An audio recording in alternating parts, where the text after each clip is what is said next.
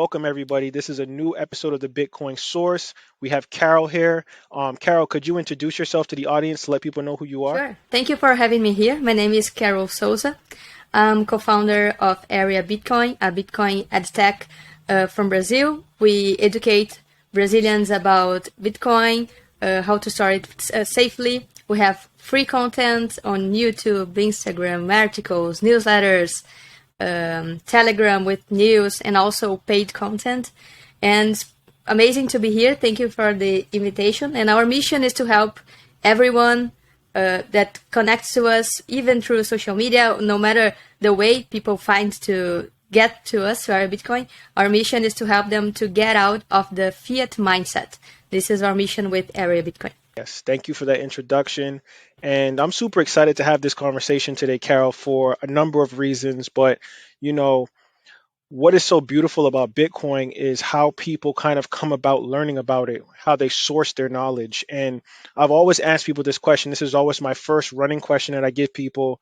Everybody that watches the show is familiar with this. So I'm here to ask you now, like, how did you get started in Bitcoin? I know that you were a dentist before. I saw like an episode where you talked about that, which I think is super cool because you're going from an industry that guaranteed you can make a lot of money, always have a good career, and then you kind of go into this disruptive technology called Bitcoin, and then you just start teaching and educating people, which you find more fruitful and happy for you. So I just want to know, like, how did you kind of go about in your humble beginnings learning about Bitcoin? Yes, I used to be a dentist. I had a clinic, a dentistry clinic with my partner in our Bitcoin. She was my business partner as well in the clinic.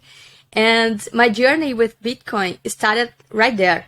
We wanted to accept Bitcoin as payment, and we didn't find how to do it exactly in the way we wanted, like how a merchant could accept Bitcoin. So we started to find the answer, started to study, and as we were studying, a question get into our minds. So if we need this kind of information, if this is a necessity for us, maybe other merchants and other people would benefit from us to share this to the world. So that's how we started to educate about Bitcoin. At that time, I was completely mad with the POS machine, the fees that they charged us. And I thought, well, maybe someone would want to pay with Bitcoin. At that time, it was 2019. Lightning was not so popular, was becoming popular, but not so much as it is now. At that time, we were trying to accept Bitcoin on chain. We wanted our clients to pay us in Bitcoin. Unfortunately, no one paid us, but that was the start for us to start to create content about Bitcoin and educating. Our social medias and our business started to grow, and that's when I gave up the dentistry. I had the clinic and the public health career, but I fell in love with Bitcoin, and I thought, dentistry will be there forever. I can come back if everything goes wrong. I don't know if we get no success, but fortunately it went well. I gave up dentistry, and now it's part of the story. And that's it. The dentistry started my journey and ended with Bitcoin. Nice, nice. And there was something you said there where you talked about accepting Bitcoin on chain. And for the audience out there that might be confused, on chain necessarily means that you are getting your Bitcoin directly from the Bitcoin blockchain. And a lot of times people don't like to do that because it takes longer. It's a 10-minute block interval. So it might take you 10 or 15 minutes on chain to get it if it's a large amount of Bitcoin. But I think in Brazil and in a lot of Latin American countries and African countries, people want that instant payment, right? So Lightning is obviously better for that because you can get that payment in 30 seconds or 5 minutes, 2 minutes, depending on how long it takes. But it's always a lot faster than on chain. And that's probably why you didn't get a lot of clientele at the time, because a lot of the mobile cell phones in Brazil and in other places in South America all use applications. So if people can't go on their app, pay something and get like a response very quickly, they're going to be more turned off from it. I could be wrong, but I think that's probably what the issue was originally. Yeah, that's one of the issues. And at that time, the usability and the will to pay in Bitcoin was not so strong. At that time, when we started to reach out merchants or even to talk to Bitcoiners about paying with Bitcoin, there was a big trauma about the Bitcoin Cash and all the fork wars from the past, from 2015 and 2017. So to pay in Bitcoin at that time was something not so comfortable. And now it's amazing that everything changed, even with El Salvador. Everyone started to see Bitcoin as a currency. And it was obvious how it is easy to do it. And when we go to El Salvador and see a lot of merchants accepting, and even other places that in Brazil started to accept later on, it became more clear. But at that time, it was a little difficult for us to start to create content about usability. Now there's a lot of content about it.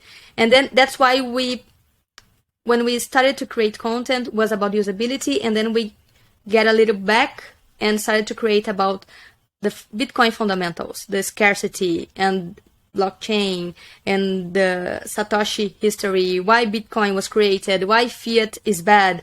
So that necessity was the base for us to help people to accept Bitcoin and to hodl Bitcoin. So we see it right now like a stairs of knowledge. So we need to find value in Bitcoin, see how fiat is bad for your wealth and for your freedom and for your sovereignty. So then you want to use it as money and start to go into the Bitcoin mindset. Carol, what's interesting is that when I traverse social media or I go on Instagram, I always see like these two Brazilian women with bright smiles, like talking about Bitcoin in Portuguese. And I'm like, what are they talking about? Let me hit the translation button so I can read the caption to see what they're actually talking about. But what I'm trying to get at is I love to see women in the space educating people about Bitcoin. I think it's super important. Women always have a different insight, a different ability to communicate ideas to people. And I just love what you and your business partner is doing as far as Area Bitcoin. But what I want the audience to know is like, can you explain what Area Bitcoin is and how is it educating Brazilians on cryptocurrency at the moment? Sure. Area Bitcoin is a knowledge platform to get opt out of the fiat mindset. And now we have a structure where we try to do it step by step, because what we see is that there's a lot of free content, good content, but it's spread across the internet. And we feel the necessity to create trails of knowledge, trails of educational process, because normally the newbies, they get into the space and they go to a lot of cryptocurrencies and even into scams because they don't know where to find safe educational content, where there's no intention to incentivize scams or insecurity ways to store Bitcoin. So this is the way we think it's more healthy to start to learn. So you create the Bitcoin fundamentals and go to point A to point B. There's a sovereignty, and we create those steps in a lot of areas, because now we see that Bitcoin connects to a lot of areas. Can be wealth, money, can be health, can be privacy, can be digital education. That is something you need even before you start to learn about Bitcoin. There's a big difficulty here in Brazil, digital education. Some people have access to digital education, others don't have even a computer at their homes. So we need to deal with all of the kinds of situation. So we are here to help, even from the digital basis, the digital education basis, until someone became a Bitcoiner with a multi-sig in a cold wallet with all the safety and privacy that the student wants. So this is what we want to be, a platform to help people to get into the Bitcoin standard. I don't know if I answered your question, but that's what me and Kaká are trying to do. That's why we're so passionate and happy, because we see a beautiful perspective into Bitcoin. If Bitcoin didn't exist, maybe we wouldn't have the hope we have right now. And that's what keeps us pretty happy and excited with the future, and excited with all of the people we can reach and that can get a better life through Bitcoin and with this knowledge, and it can be spread across the world. And you know what's interesting about Brazil, and I might have mentioned this before, but I do a lot of writing around, blockchain technology, Bitcoin technology, and I always tell people how important the mobile cell phone is. And in a country like Brazil, so many people's lives are revolving around the cell phone. It's even to the point where, cell phone theft is crazy in Brazil. And it's like that cell phone is like gold to some people. And I think what you and your business partner are doing with Area Bitcoin is so important because, like you said, a lot of people don't have access to the internet. They don't have a computer. Some don't have a cell phone to actually look at this content that you guys are putting out there and to be educated about Bitcoin. But I think very soon the internet is going to become something that everybody's going to have access to, and it's going to start through the mobile phone.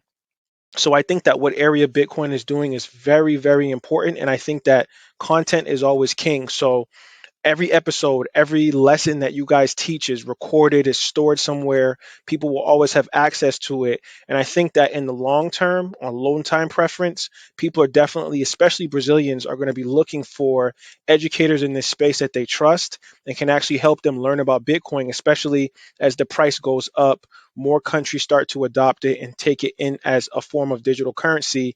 Brazil will be one of those places in South America that people will really be wow, like, Bitcoin has been opened up by the government. New bank, some of these different banks in Brazil have just accepted Bitcoin outright. And I think that people are going to start to really pay attention to it more and more. And Area Bitcoin is going to help them to do so. Yeah, that's what we are willing to do.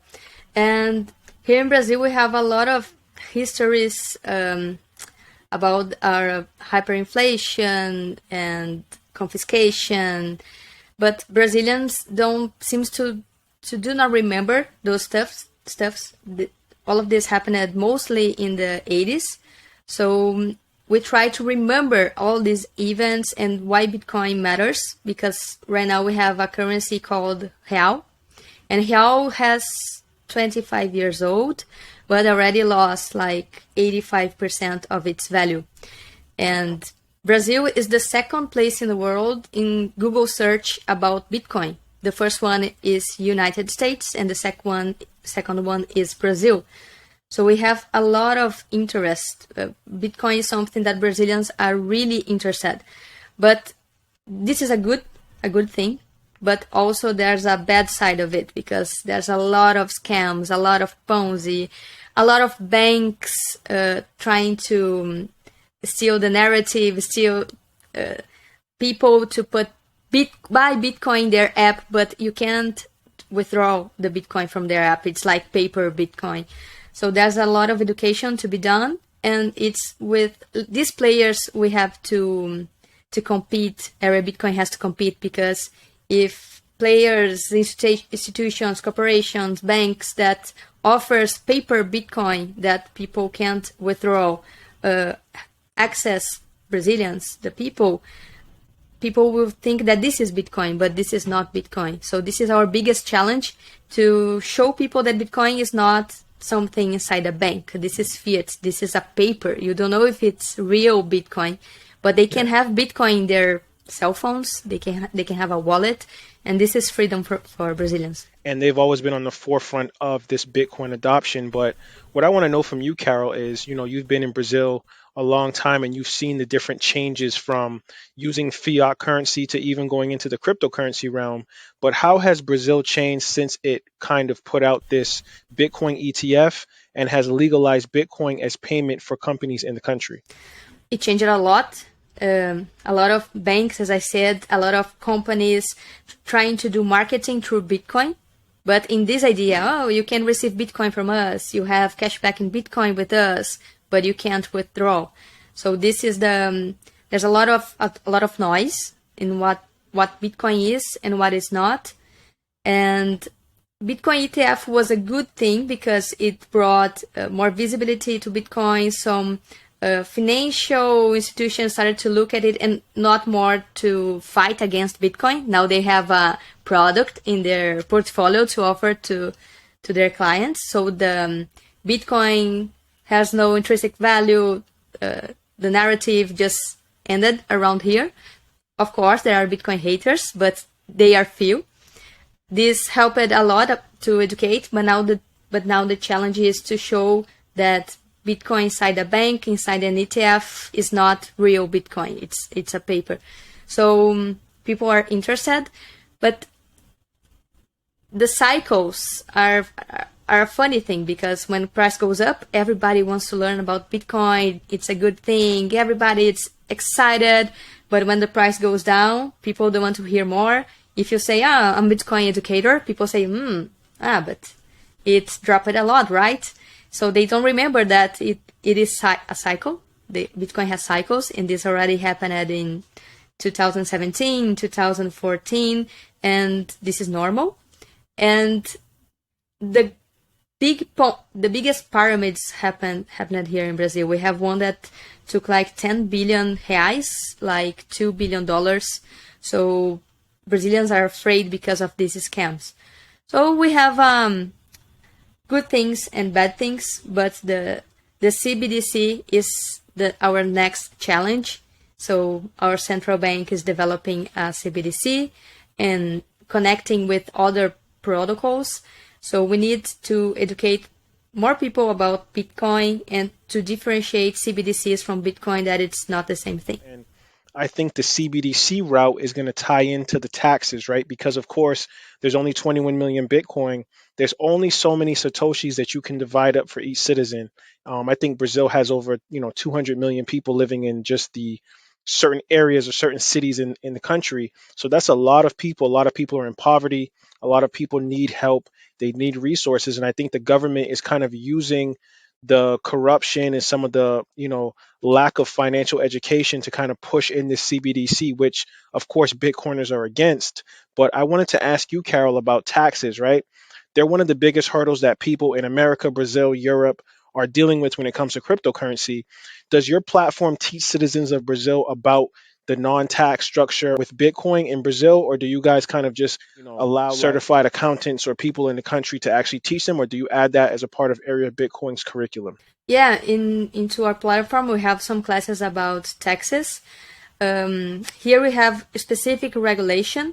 When you sell Bitcoin and if it's over 30,000 reais, it would be like $6,000. You need to pay taxes. But if you negotiate under this value, you don't have to pay taxes. You just need to notice the Brazilian IRS that you have Bitcoin. They just want to know that you have Bitcoin. And our orientation is, if you don't want to pay taxes, don't negotiate over 30,000 reais and you won't pay it. So this is a necessity of our students. We orientate in this direction.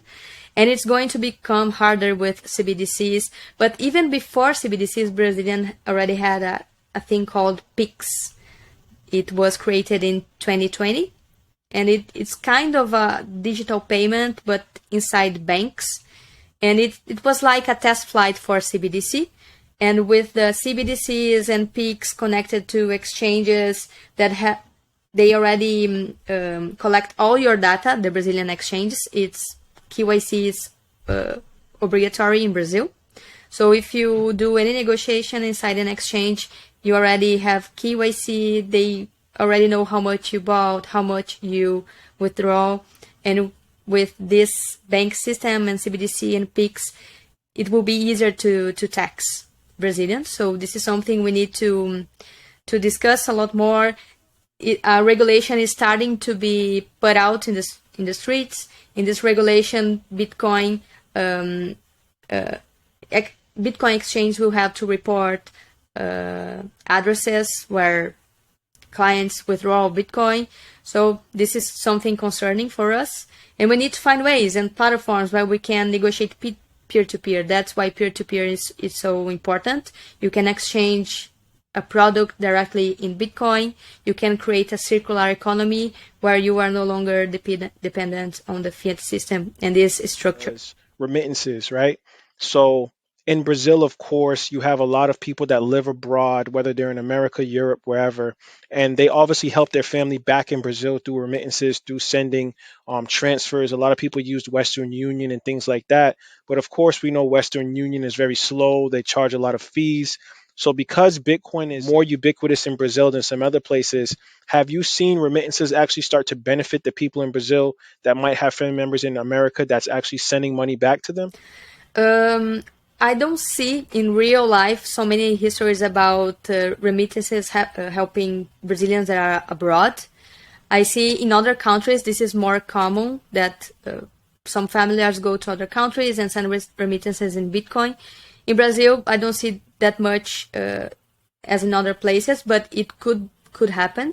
I don't have a number of remittances that happen in Brazil right now, but what we see it's a lot of motivation to implement Bitcoin business and products and programs like Jericoacoara, there's a Bitcoin beach over there, like 21, they are helping to create Bitcoin devs. So educational project, business development, a lot of speculation, but remittances are not something so big in Brazil in percentage as it is in other countries.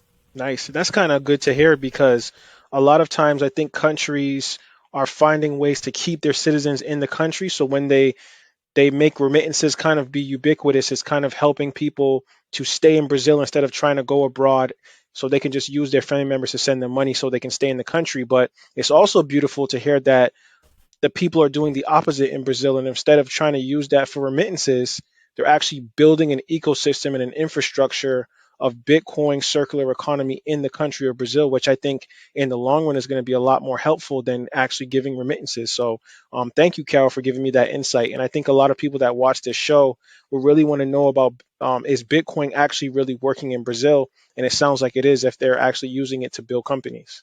Yeah, and this is growing a lot since El Salvador. It was a huge inspiration for a lot of Bitcoin beaches across the world.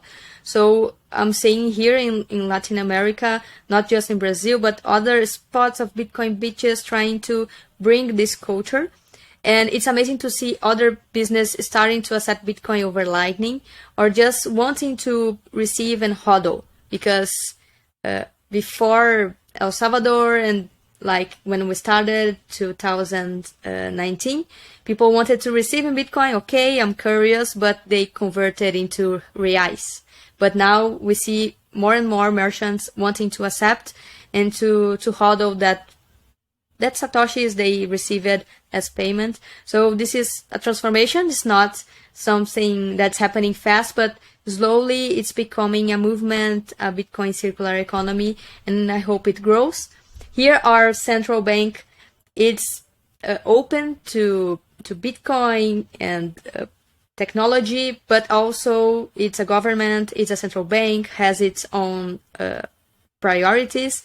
So we need to keep our eye and keep vigilating all that is happening into the government. For all the young Brazilians out there, the young women in Brazil that might be looking for a career, looking to change their lives and to actually use Bitcoin to better themselves, what would be the best piece of advice you would give them right now in 2023 about going about becoming an educator, whether it's a dentist or any goal that they want to reach? How would you give the best advice to a Brazilian in 2023 right now? Just start because Bitcoin's a journey. It's a rabbit hole that never ends. Maybe you'll be interested in Bitcoin as a job, a career, or studying blockchain or technology, or you want to study about sound money or scarcity, or a lot of subjects that Bitcoin brings to us. But start. You will find other connections in the way, or other ways to contribute, other ways to start, or even start a new job, a new company, or have a big idea that is really needed. There's a lot of necessity for devs, for people that program Bitcoin, Lightning, all of these new protocols that are coming into Bitcoin layer 2. And this is a big necessity. So if young girls that want to work into Bitcoin, programmers will be a huge necessity. This would be one part that I'm seeing a lot, but there's a lot to do. Just start and you find a way to help to hyper Bitcoinize the world, the Brazil, and your city, your family, everyone that you talk and you discuss about Bitcoin. It's a maturation of the process that is domino effect of knowledge. So this is the way we keep growing knowledge, help others, help our family, and turn from fiat mindset to a Bitcoin mindset. Awesome advice. Awesome advice. Carol, this conversation has been great. I really learned a lot. I hope to have you back on at some point again so we can talk more about Bitcoin in Brazil. But before you go, can you give people your social media handles and any last words that you want to give the audience before we leave this episode out? Thank you very much. It's a pleasure to be here. Pleasure to connect to you, the Bitcoin source.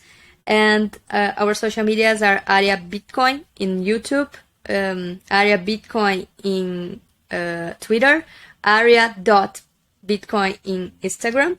You can search for me, Carol_Bitcoin in Twitter. And my last message would be keep focusing on Bitcoin, low time preference, and everything will be okay. Yes. Once again, thank you, Carol, for being on the Bitcoin Source. Have a good one.